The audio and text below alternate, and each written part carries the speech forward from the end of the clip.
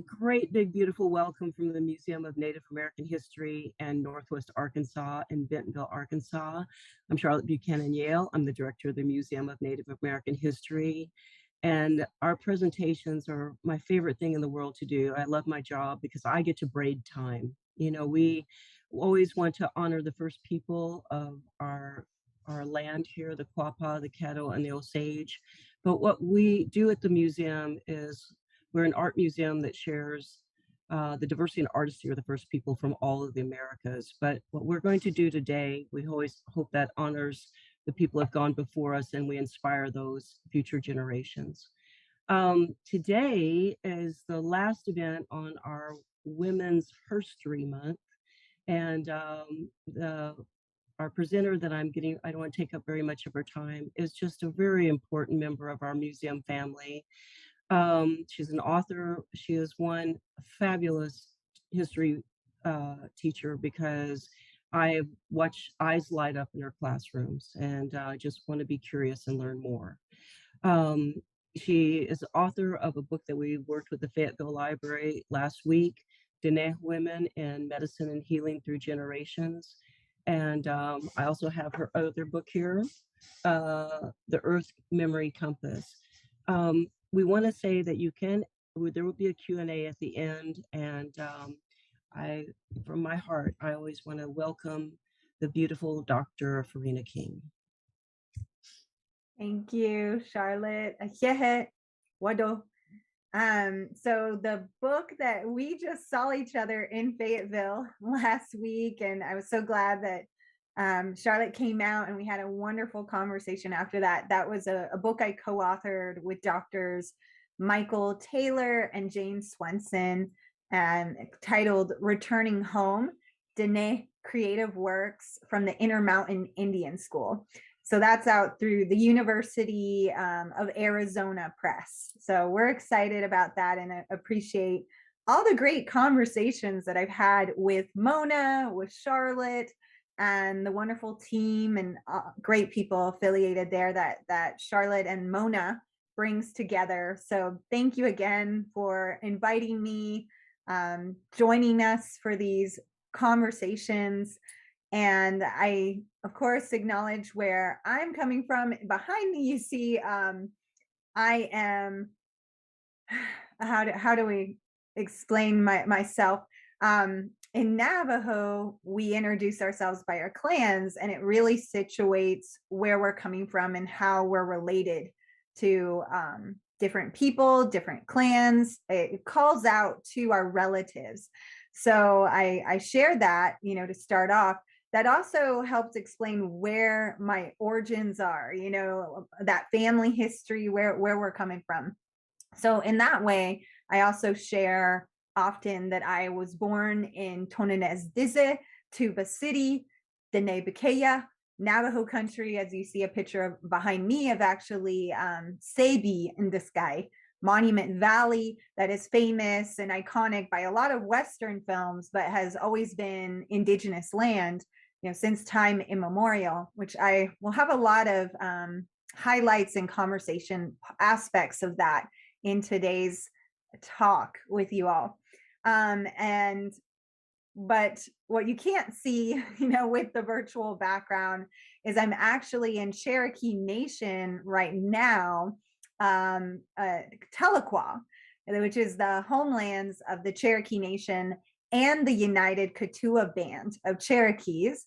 And as Charlotte shared, I'm a professor at a university, Northeastern State University, which was originally founded by the Cherokee as a Cherokee National Female Seminary. So I often like to share the history of these incredible Cherokee women who pursued education, went on to become leaders in their communities, real grassroots movement, but also some went on to PhDs and medical degrees and all kinds of work doing really important service and paving a way for communities. And that's a lot of what I'm talking about today with you from Diné Bikeya, Navajo country, that I'm a citizen of the Navajo Nation. And as I'll say in Navajo, here is I'll explain that we are matrilineal, so we recognize our mothers, and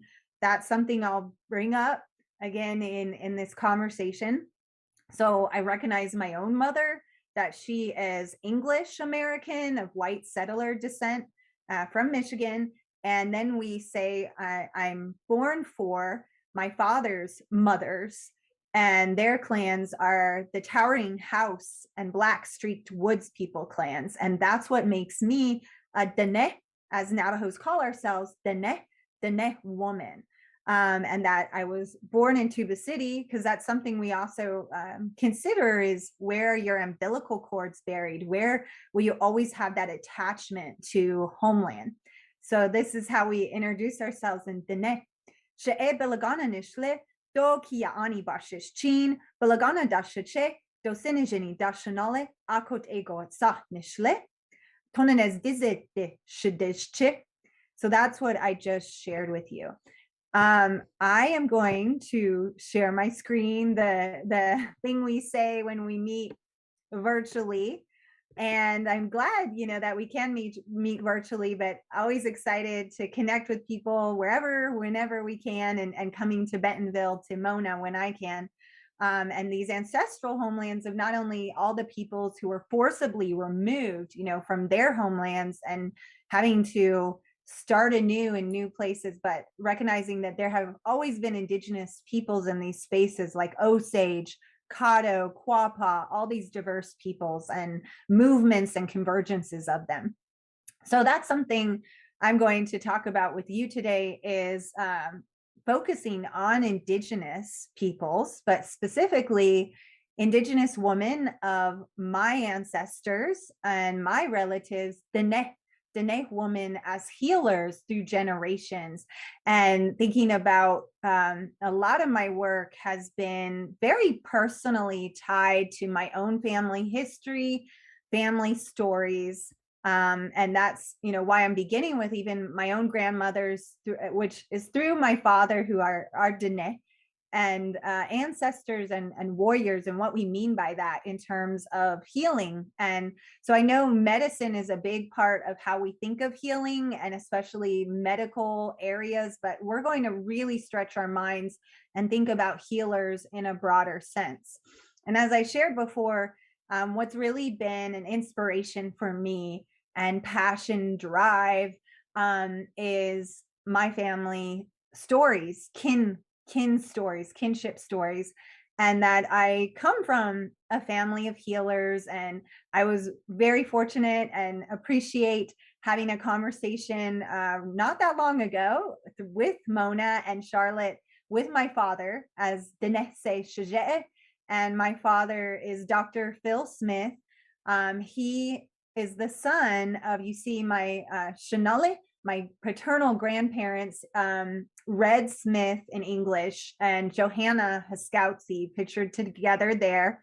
And this is an art piece that was done by my niece, my father's granddaughter, Leah Tiare Smith, in the thick of the pandemic around 2020. When my father was practicing as a family practice physician for the Utah Navajo health system in a small clinic in Monument Valley, really in this heartland of homeland of the Nebuchadnezzar, a very rural area, doesn't have at the time a stoplight, and families really spread out in that Navajo country. And then COVID-19 outbreaks hit and really are devastating with the impact they had on Diné. So I'm living in Tahlequah at the time, and just really so anxious and worried about, of course, all my Diné relatives and people, and my father on the front lines in many ways as a physician, and already at that time 70 years old, over 70 years old, so very, of a vulnerable population. And it really turned me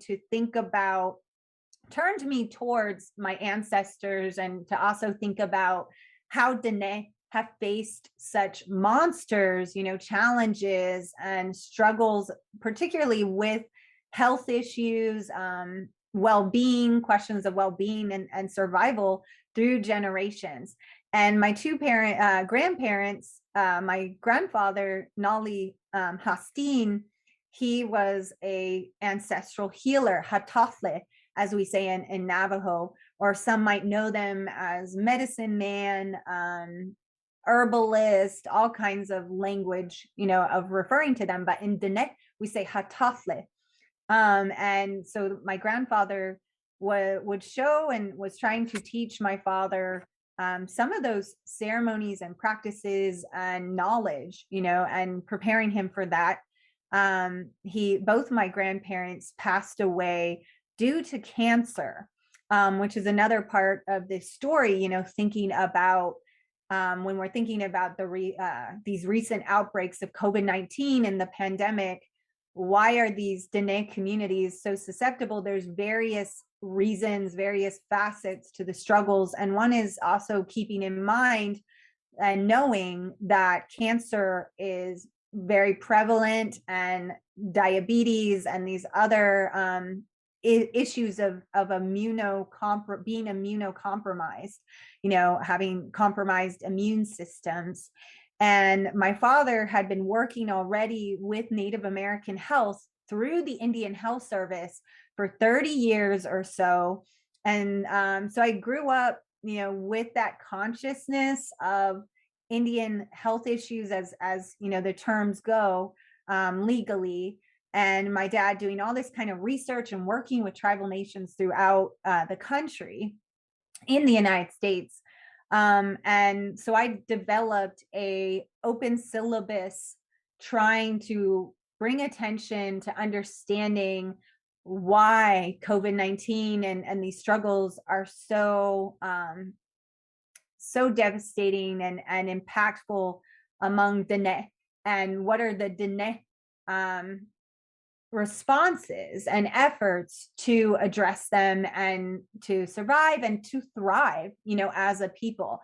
And this is something that I've thought about, is not only, knowing that my grandfather was Hatafle, but also knowing that my grandfathers, my dad's grandfather were Hatafle. And he knew that, and having that tradition. But that was very, again, focused on male, like on the men, right? And so then with this conversation, I'm really excited, and I'm working on a book based off of those efforts to contextualize and historicize the impacts of COVID-19, looking at Diné healing through generations. It's not just male focused. Women are essential and important healers in all these histories, and the present day, into the present day, of course. So I thought about my grandmother. So often, when I talk about Diné doctor, I thought about my dad. I thought about Hatafle, male ancestors like my Nali Hastin. But then I turned to my Nali Atsa and thought about her stories, and how, I wish I could have known her better, both my grandparents, but they passed away when I was very young, or my grandfather passed away before I was born due to cancer. So then I thought a lot about these cancer stories, and my grandmother's story, a little understanding about that more, and some of my other matriarchs in my family, and want to share with you this entryway into some of the other connections that I hope to talk about, with how Diné Woman Healers traces back to our origins and our empowering stories, origin narratives, and teachings, and is a central part of all this. And then also looking at Diné women as warriors is really meant in also a healing sense, not just like fighting, though we use that language in medicine as well, fighting cancer, for example. So those are what I'll share with you. But talking about cancer stories, and thinking about my grandmother, and really feeling I can't help but feel sadness, that feeling when I try to remember her. I wish I was one, and that I lost her, feeling that loss to cancer when she was really, I think, too young to go. Um, and trying to understand that, and then learning later about how my family were down the road from one of the worst uranium mill spills in American history that hardly anyone knows about, the Church Rock uranium mill spill in 1979, or knowing that they were digging uranium in those areas. It's really painful, and still a lot that I'm trying to understand. But fortunately, it's not only my father who has influenced me and the stories of my grandparents, who I did not get to know personally, but as you see here, this is my aunt, Shema, here, as we call our aunts mothers, Shema, like mother. And my aunt Phyllis, who I joke is very much like a twin, a female twin of my father.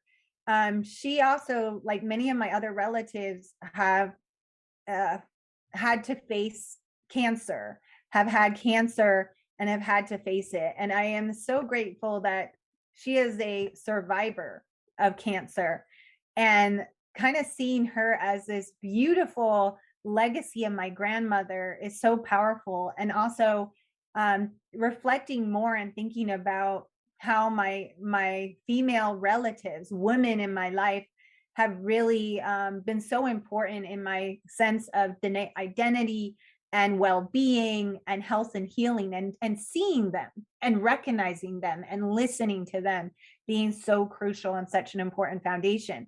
So this is a recent image done of my aunt Phyllis Smith, Diné, for the Indigene podcast, a really awesome podcast I strongly recommend, that looks at questions of women, areas of women, Indigenous women in health. And she was a recent featured guest with her son, my cousin, bro, Tyson King. And Phyllis has really become an educator through being a breast cancer survivor and a patient advocate. And in that way, I see her as such an important healer, with the work that she's doing, but just what she's doing, work or whatever, how she's being there and being supportive. So these are just some of my favorite quotes that were included in the podcast. And I have that link for you at the bottom. I hope you can see it there. I tried to use a shortened URL to make it easier for people. But things that Phyllis brought to light, and I included from this podcast, but of course, like in my interactions, I was also fortunate and very blessed to be able to connect with my aunties over phone, over Zoom meetings, virtually, and also ask them about how they're facing the pandemic, what they're going through, and all what we could, to stay in touch, though it has been such a very difficult time, for everyone, understanding upfront how vulnerable we all are, how we are all mortal, and what that means. But something, as you see here, that Phyllis noted, is in Navajo, cancer is known as the sore that never heals. And she became an advocate, starting to talk to other Diné women, especially, facing breast cancer and fighting that, and trying to help them to reconceptualize it, to think of it as it is a damaged cell in your body. It has been damaged, and that's where the cancer begins, and there's treatment for it. Because even for her, she was really afraid, when she heard that's how Diné call it, the sore that never heals, that there would never be healing. And she had all that fear, but had the support of family, and just, as she shares, really the hope always of, she wants to live and has a lot to live for, and keeping herself busy and her mind busy. So that's why she also emphasized doing something, anything. For her, it was knitting, right? And it's been really cool, knitting or different fiber art. That's a term I've heard more recently that some might call it arts and crafts, but fiber art is an activism in its own way. And we've especially seen that in women's marches, with the kind of different hats and things women have worn and made, themselves, which is really powerful. And so she goes out and is really just trying to inspire people of, I'm here, you can make it, and being that, community, calling forth a community and being a voice of survival, and that you want it and start there, with that mindset was really very powerful. And I see that especially, with recognizing the influence that she's had on our family and her children. And I include this quote because it'll come back around to my grandmother, Johanna. This is other areas where her son Tyson, he said other things like, we have to want to survive, how to get through, COVID-19, and really be there for each other and support each other through these challenges. But he also recently visited the Albuquerque Indian boarding school, where my grandmother, Johanna Haskoutsi, went.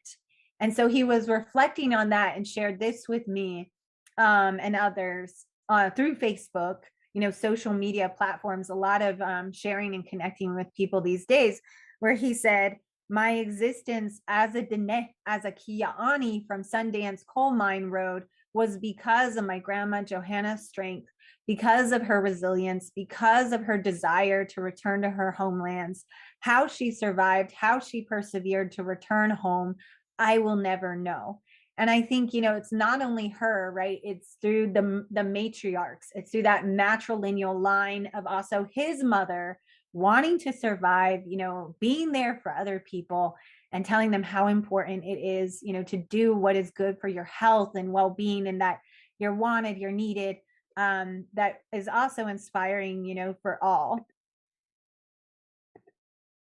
And coming back, to my grandma, Johanna Lucille Haskoutsi Shanaliatsa, and her strength, being such an inspiration. Here's an image of her as a young woman. My dad would talk about how women in his family were so great at riding horses and taking care of them. So just hearing the stories have been really inspiring for me. And I just encourage anyone, no matter who you are, recognizing the women who, as healers in your families and your communities around you. And that is a picture on the left of my great grandmother. Johanna had the same name as her mother, Johanna Haskoutsi. And a picture of her that was in a little news clipping when she was over 100 years old. So that's also, for me, was a bit heartbreaking in many ways. Of my grandmother died, pretty young. I would say, yes, young compared to her mother. Her mother lived to over 100 years old, 102 or so. And my father would mention that, and among Diné, there's teachings of Sa Nagai Bik Hajon, which I'll talk about, and in different presentations and conversations I've had with people before. Walk in beauty, Sa Nagai Bik Hajon. I've tried to explain it's not just beauty in a superficial sense, but harmony, balance in all things, relationships all around us. As Diné say, in prayer and mindset, beauty before me, beauty behind me, below me, above me, all around me, within me, and seeking to restore beauty, hajo. Some pronounce it wojo. Seeking to restore that when there's imbalance, disorder, and health challenges. Issues like that are always that. So these are teachings that are the name matriarchs in my family, the Johanna Haskoutsi, my great grandmother, and my grandmother Johanna Lucille Haskoutsi had. But in years, that and generations of what they faced, there were introduced processed foods, making fry bread every day, uranium mining that contaminates clean water sources that are already very scarce, and the lack of access to clean water, and then eventually technologies being introduced like electricity and all these kind of technologies and changes that we're dependent on. Still, Diné, they do not have access to that. Many do not have access to that to the extent of other communities.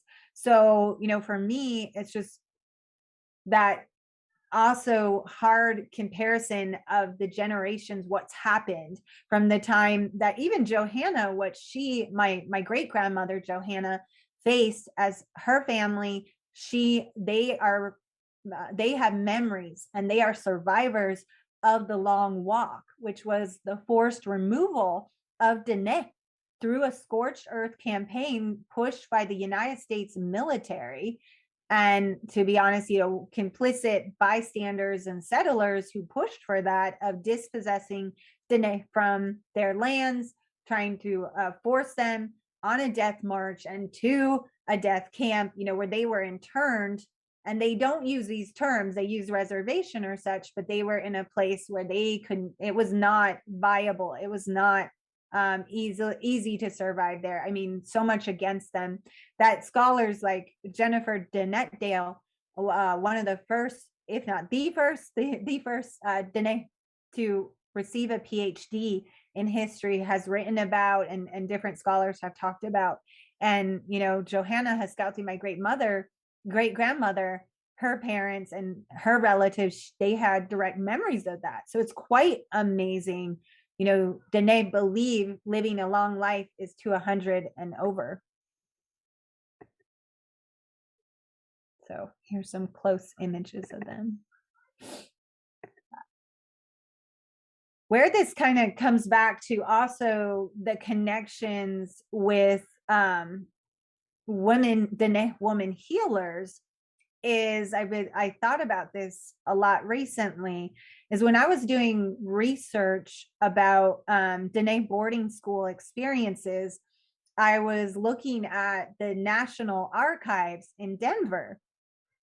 And when I was there, I saw that they had records of the Albuquerque Indian School, the place that I told you my cousin Tyson went to visit, and he was reflecting on how my grandmother Johanna Haskowski went there. And there's been more brought to media attention, but these are what many families have carried the weight of the abuses, the hardships and tragedies and horrors in some cases of these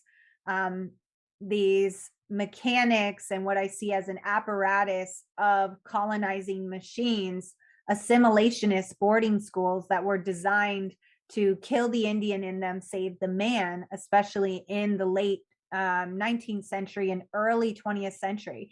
And my grandmother, Johanna Haskowski, went to school in the 1930s. So at a different era of that, but they were still really pushing assimilation and sanitizing indigeneity, what it meant to be Diné, and the students' experiences there.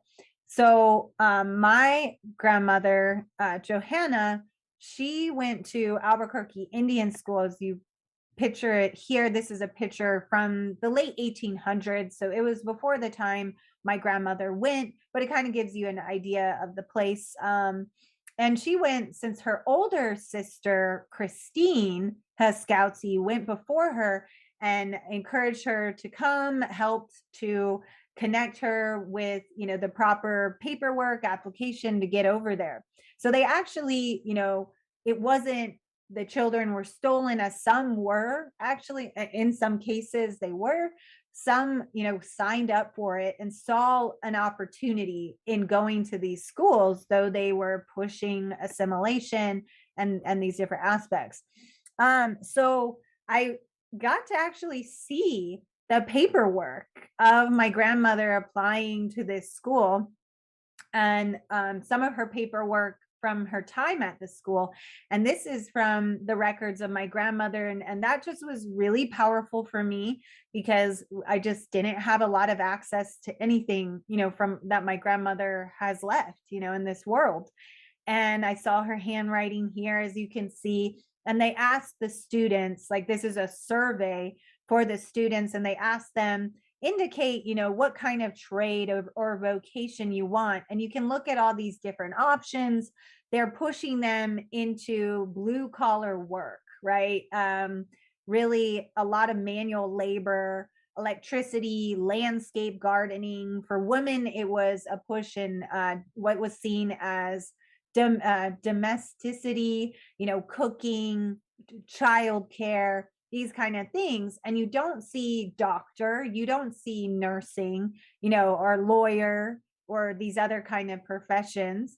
But my grandmother, Nolly, she wrote, I would like to be a nurse and would like to go on to training school. And that to me was just really powerful. She did not go on to become a nurse. She became pregnant pretty young, left school, and had an arranged marriage to my grandfather and and she had many children. My dad is the youngest, and she also my grandfather already had other children. That it was a connected family in that way. So she did not become a nurse as she showed that interest, but her sister did, who had, it's really interesting in terms of sisters. I have 4 sisters, and we're compared all the time. I have a sister who's about a year younger than me, and Johanna was about a year younger than her older sister, Christine. And we're compared, different times. And even in the records, they're comparing my grandmother to her sister, much the same sort of girl her sister Christine is, but younger and not so well developed in character, right? They're judging them and the way they're labeling them. And this is a picture of my great aunt, Christine Haskowtzy Martin is her married name. And she went on finishing, a lot of her schooling that she needed at Albuquerque Indian School, and went to this Sage Memorial nursing school in Ganado. And sorry, the pictures are not the best. And she was among the class of some of these first trained Diné nurses. As you see pictured here, this is Charlotte Adele Slivers and others who went on to serve as Diné nurses in different capacities and places in the military. As you see, was Charlotte Adele Slivers. And Chris Tofik has written a really in-depth study and book about the story of the first Native American nursing school. And this opened in Navajo Nation for Diné women especially, but not only Diné, but other women of different backgrounds, not only Native American women, came to this nursing school on the Navajo reservation in Diné Bikaya. And I read and wrote a review about that. I wish I could go back to it just to give you a little peek, at these key points here, right? So it's really interesting how, there's a lot of negative, terrible abuses of things that happen at boarding school. But then some women use that to navigate and find opportunities to be healers and serve their people and community. Like my aunt, Christine Haskowtzy Martin, who returns to her home community and is involved, in the health profession as a nurse, working at hospitals among her people and family.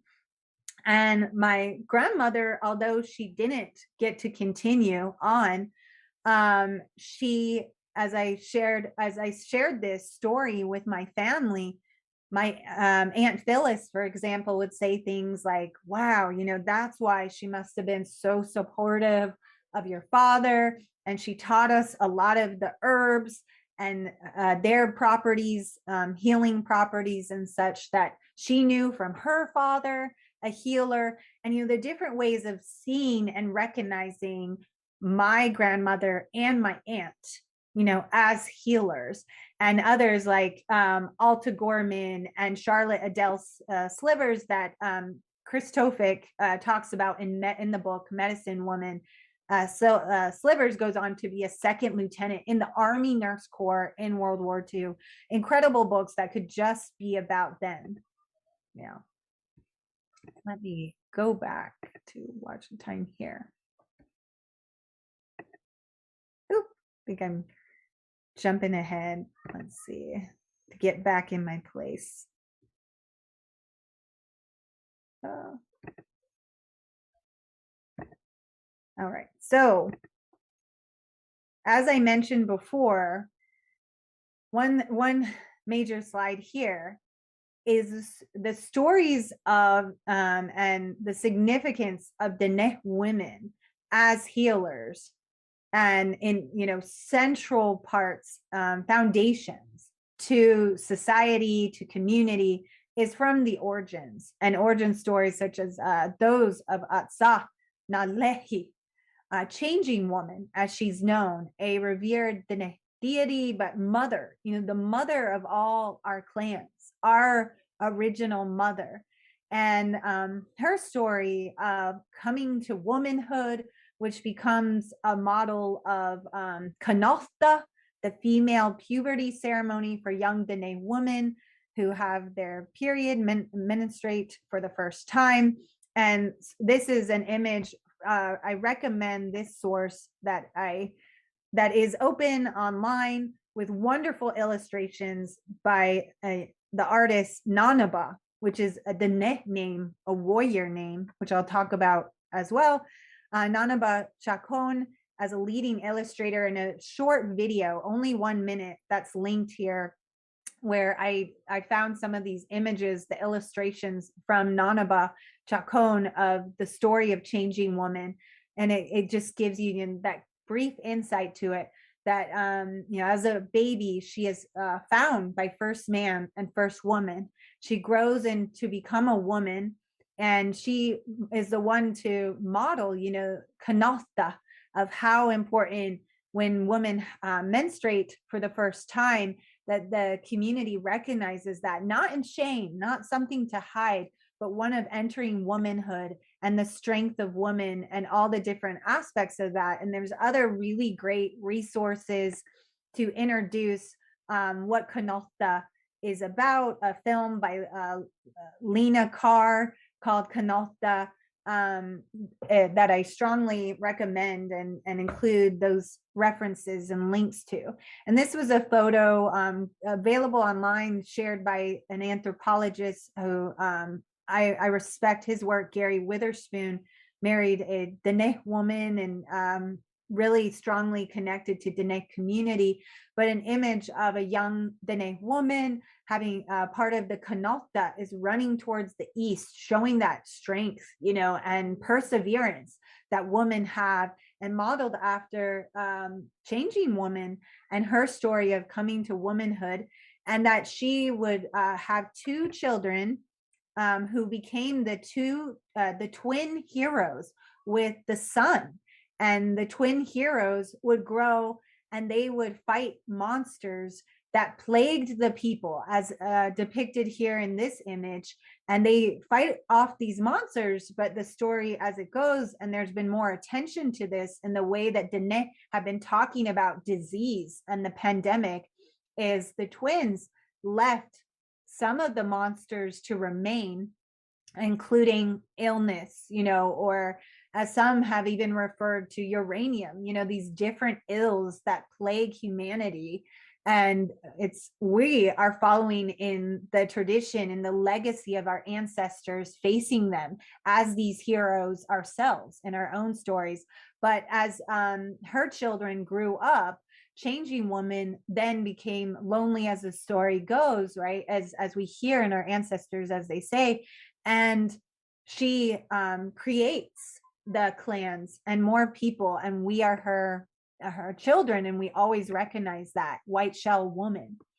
And so in that legacy, this is what Diné women carry is not only, motherhood as all the connotations of care, nurturing, of the foundation, origins, aspects of that, but healers also are warriors. And what I find is so beautiful and interconnected in all this, as I mentioned, Nanaba's name, the Ba, as from Na Ba He, refers to warrior, the idea, a sense of warrior.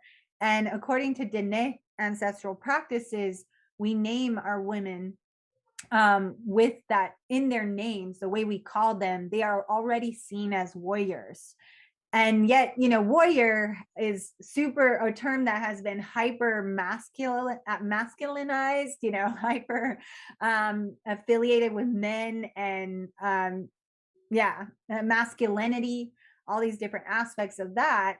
But to Diné, what warriorhood means is a key part of it is the ability to heal and fight disease and other threats, that ills that harm people. And that's something I share of this link from a really well done piece open online to people by Dr. Lloyd Lee, Decolonizing the Navajo Nation, the lessons of the Nabahi.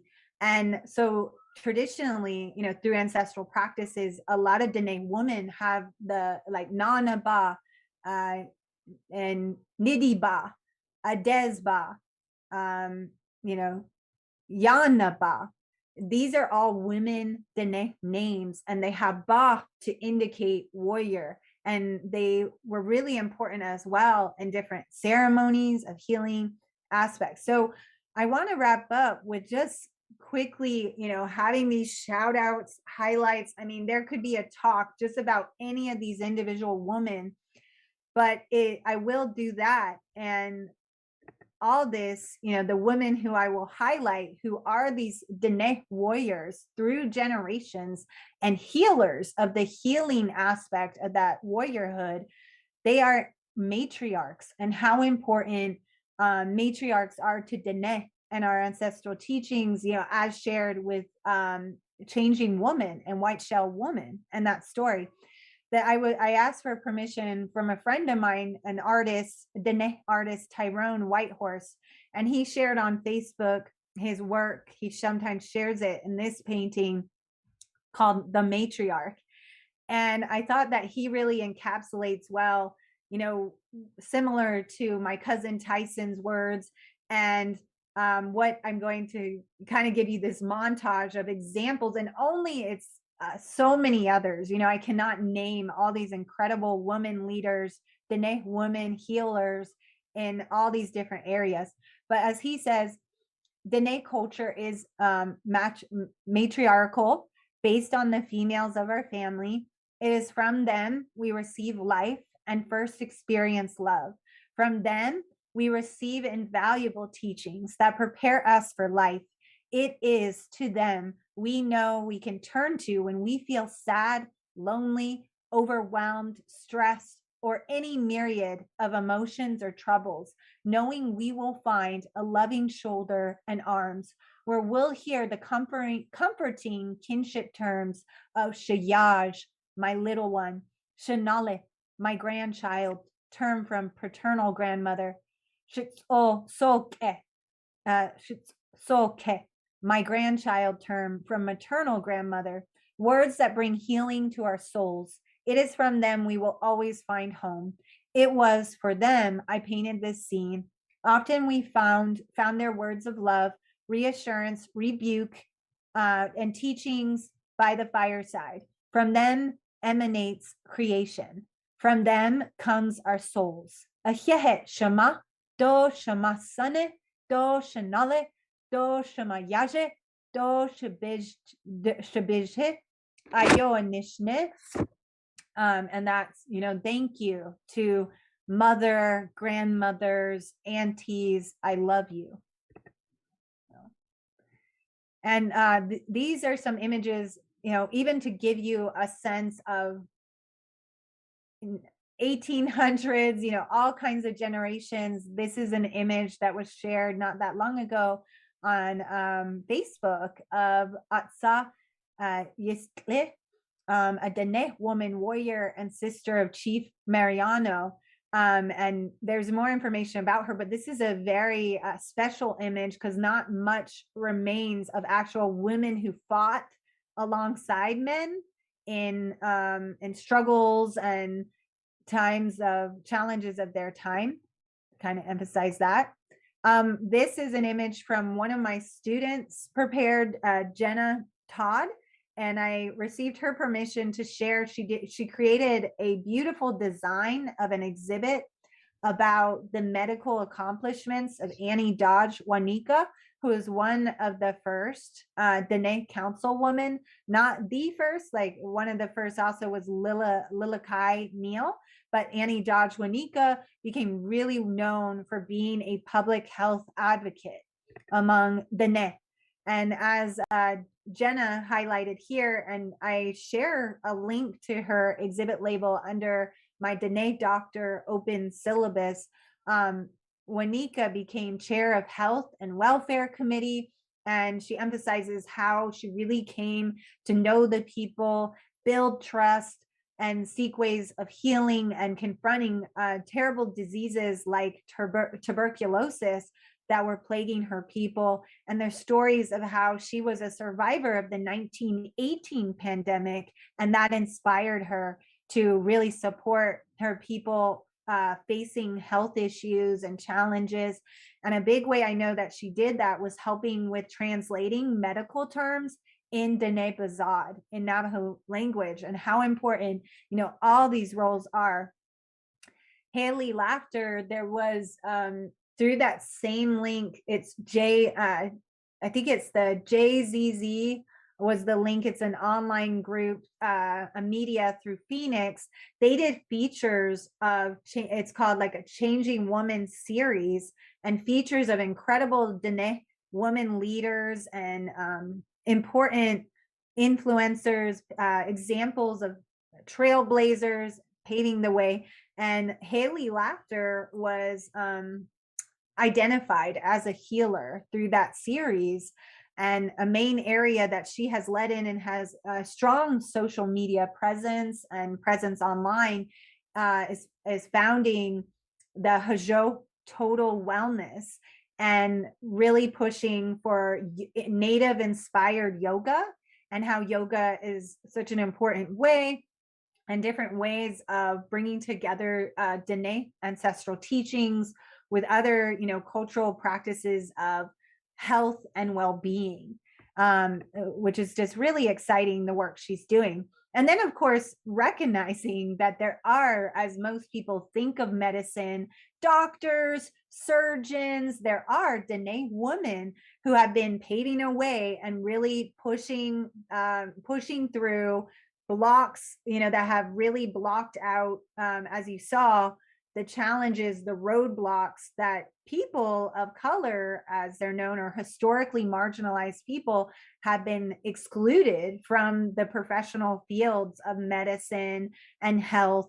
And individuals such as Lori Arviso Alvord, how she became the first Diné woman surgeon, and has this widely read book that she wrote together with a co-author, Elizabeth Cohen Van Pelt, The Scalpel and the Silver Bear. And looking even at, the book that I have with me, I think what was really powerful that she mentioned in her book on page 2 from the beginning is she said, "I have come to understand after years of reflection that my tribe has knowledge about medicine and healing, ways of thinking about health and illness that provide solutions to some of modern medicine's most daunting problems." So it also is important how, I'm moving it, how her work is bridging, different ways of knowing and knowledge and medicine.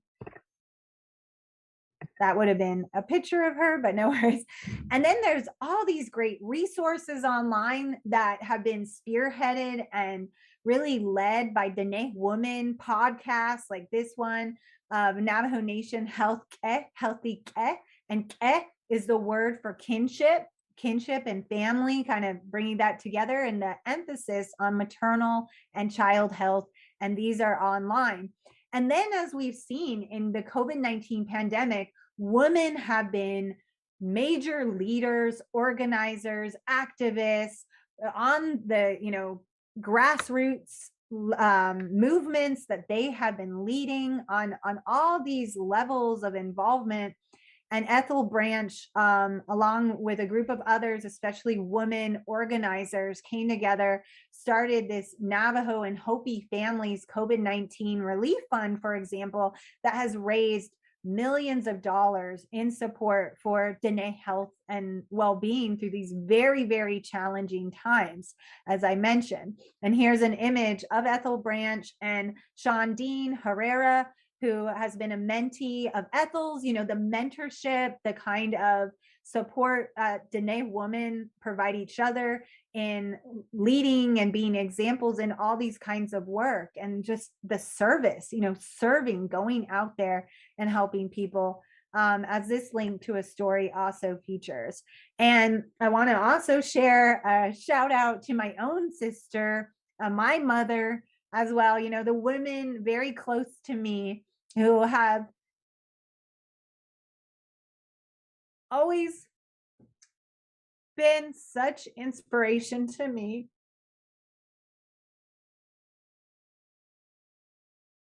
Of not waiting, just going out and doing and serving. And it's in a way funny because I remember my uncle and auntie, Albert and Helen. My Aunt Helen just always opened her house to me, the love, the welcome, a refuge, that having a space of healing and being someone there, for people. And they fostered many children together. And when my aunt passed away, I said to my uncle, what can I do? How can I help you? And he snapped at me and he said, he basically was like, you don't ask that, you just do it. You do it, and that's such an example of so many women who they don't ask, they just go and do. They see that need, they listen, they're listening, they're feeling out what is the need, they know. And my sister, Heather Tanana, she organized this Utah tribal COVID-19 relief and helped to fundraise funding and work with like pilots who had private planes to go do drop-offs. And I was very blessed to be invited to help with that and the delivery to Navajo clinics during, the thick and the real hard hit times of the pandemic before the vaccine was there. And it was so scary and rampant. And the people we lost, during that time, including my Aunt Florence, another beloved matriarch in our family who has just healed and cared for so many through her love and care. So these are my stories I share with you. And I thank you so much for listening and joining me, and hope that we all, open our eyes and recognize the healers among us, the healing capabilities of ourselves, how important it is in our own mindset to be of a good mind, of that hope and positivity, not toxic positivity, recognizing and facing hard realities and struggles, but then, pulling up the sleeves and getting at it like so many of these incredible women. Atsa, phenomenal, as we say in Diné, Atsa. We recognize you, we see you, and thank you, and you inspire so many of us.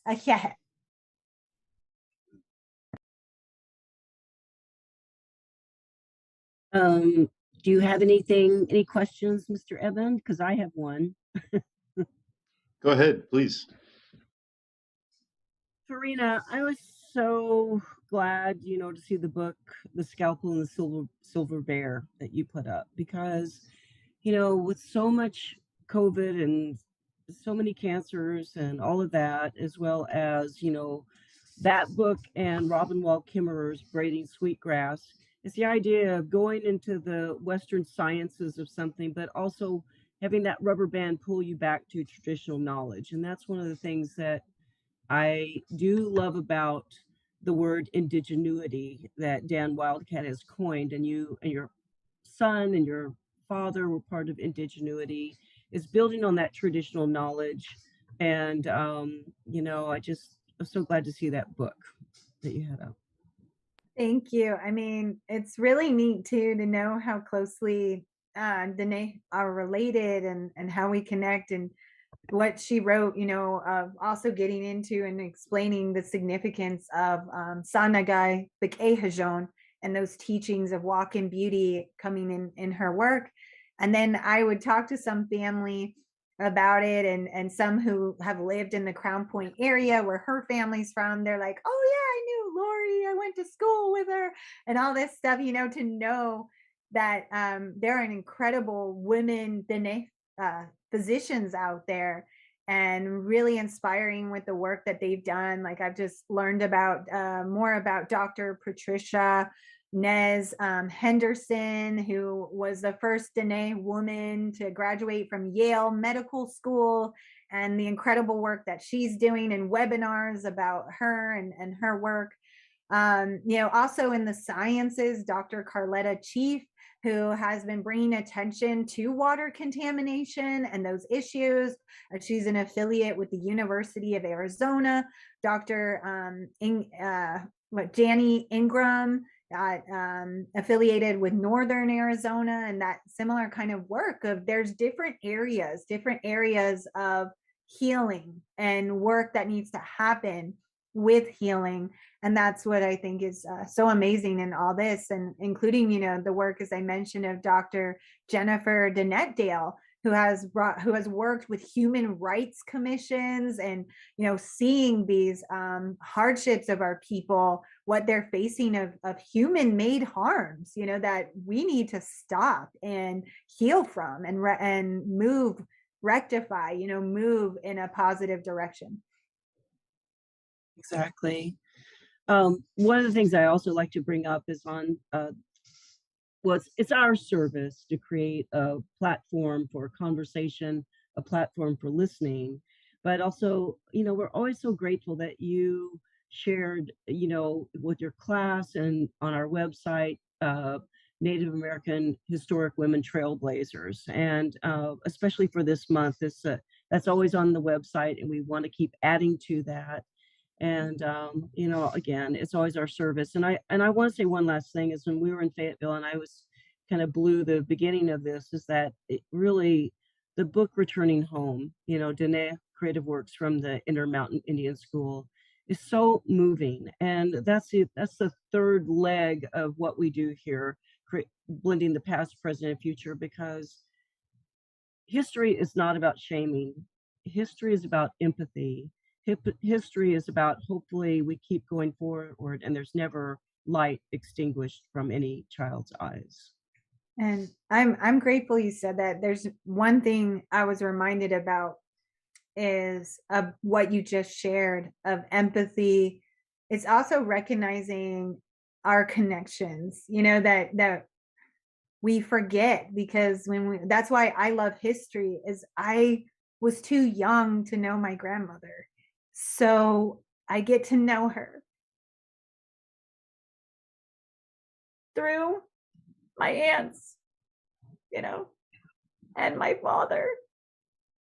And it's talking to them and just starting to draw the connections and searching, for those connections that are really powerful. And even just recently, you might have noticed a lot of women in those pictures, including me today, we wear this floral design scarf.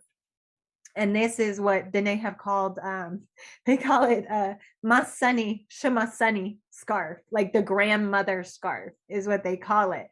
And many of our Shamasani, our maternal grandmothers, is that term, would wear this scarf. They would wrap it around their head, and have this floral design and it like tie it around, and that's how they were. It's so awesome.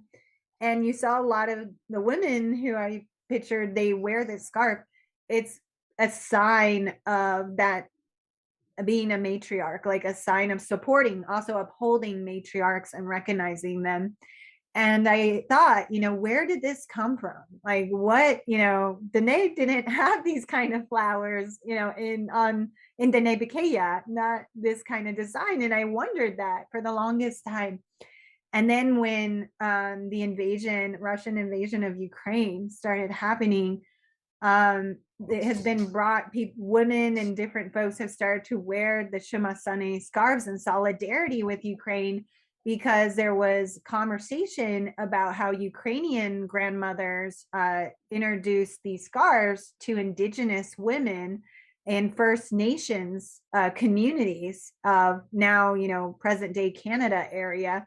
And then it became called a kokom, I think is how you pronounce it, scarf.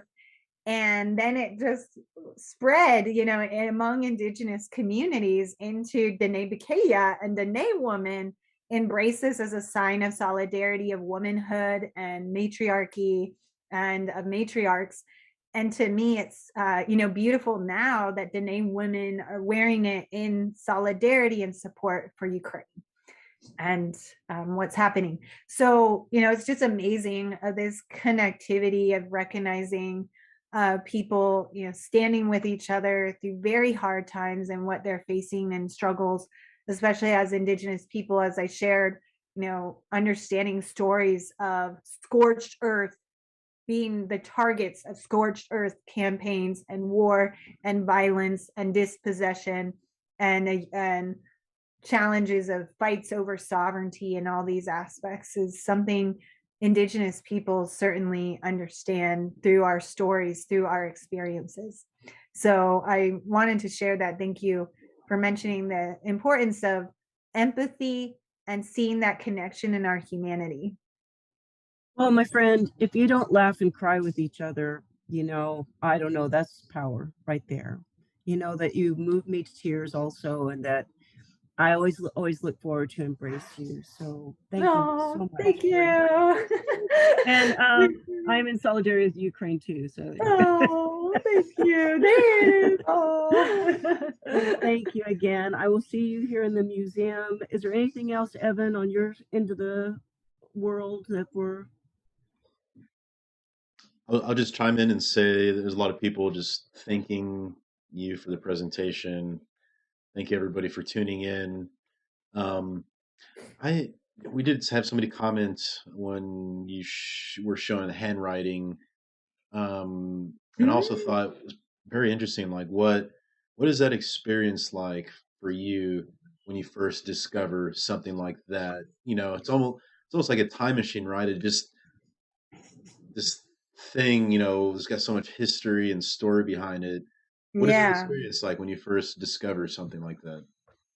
Well, I just, want to cry. Like, it's a really powerful moment, moments in the archives of, having something that even I've shared with my family, and right now, another important healer is Secretary of Interior Deb Haaland, Laguna Pueblo woman, and, the first to break the mold, the constraints in that position, and entering that space and launching a federal Indian boarding school truth initiative of just even recognizing what the federal government has in these records and how, it's quite inaccessible to the families of a lot of my family didn't even know, there's these records, or that grandmother's things are there, or what they have. They have photos, they have all these different things. So I think, it's opening up a lot, and it's going to be hard. This is where healing is going to be so important. And we can look at the First Nations in Canada and all their commissions and efforts and aspects. And yet, it was in Canada where all this viral news about the unmarked mass graves of children were and the shock there, even after they had initiated these commissions on truth, healing, and reconciliation, all these different areas, and even reparations and these different things. And then they find out that, in the US, we are so behind. We have so much, to do, and just even acknowledging and having a conversation about that. And even for our own people, like for me, I didn't know that was there. I just thought, wow, okay, there's all these other student records. Is my grandmother's records going to be here? Could they be? And it was like finding a lost treasure, of wow, she is here. And I was able to learn that she had a dream of maybe being a nurse, that she had that, and she didn't get to live it herself. Her sister in a way did, which is very interesting, but she lived a very full life, like she did so much in her life of raising so many children at 8, like all these kids, and they went on and have done incredible things with their families, and all the work that she did, a weaver, and the beautiful works and different things. Like I'm learning more about her, and that's just what's really exciting.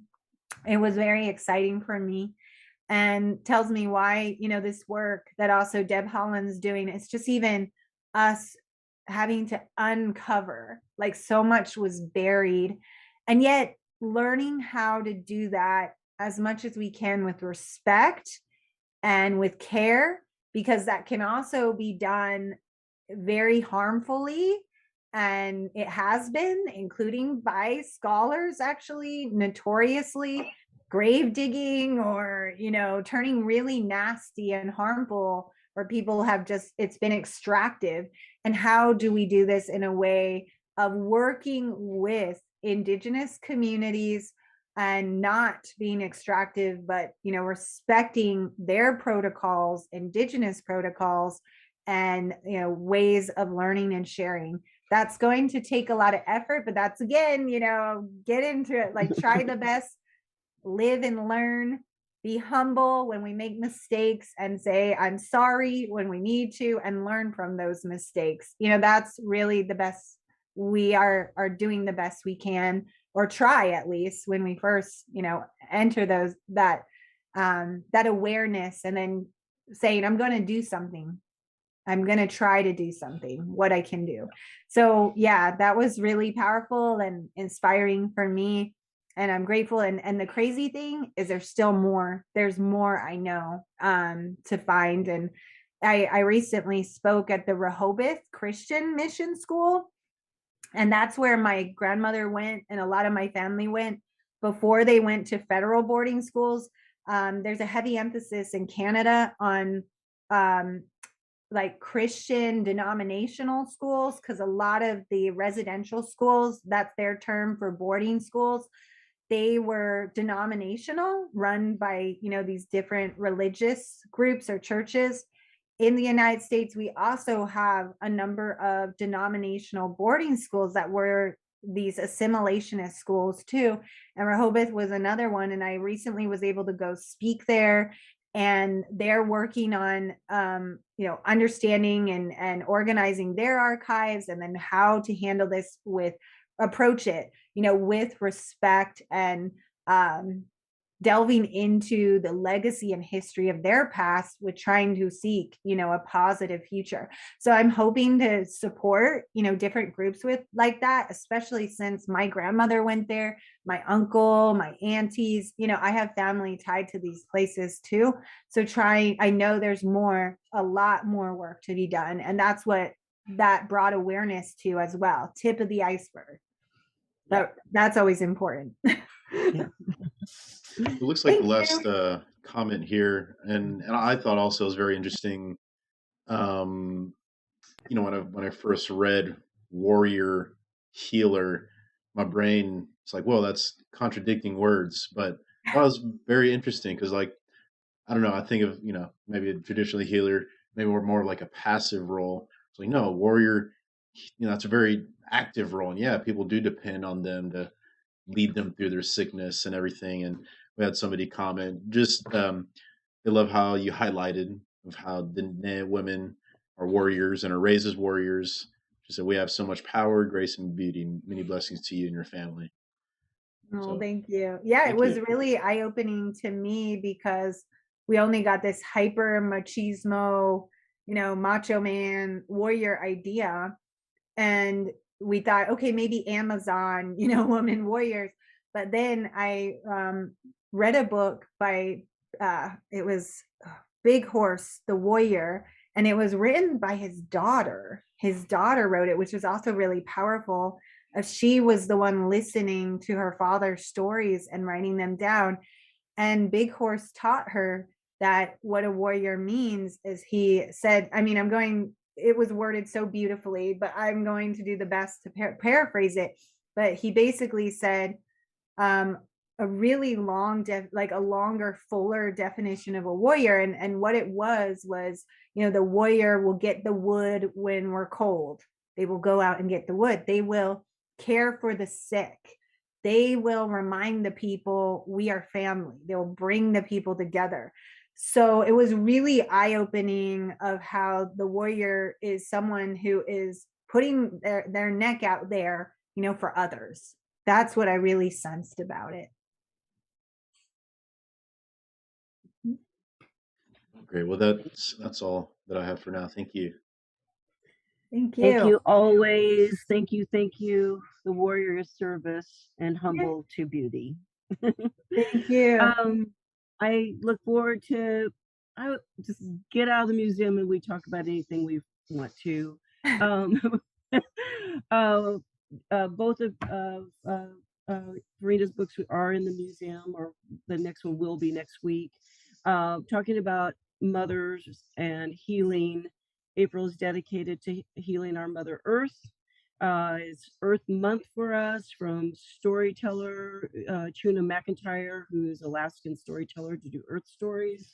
We have the fabulous kitchen curandera Felicia Ruiz in the house with her new book, Earth Medicines. And we've joined hands with Feeding America. So quarterly, the museum will host Indigenous chefs, and that will be on that weekend of Earth Day also, with Cherokee chef Nico Albert.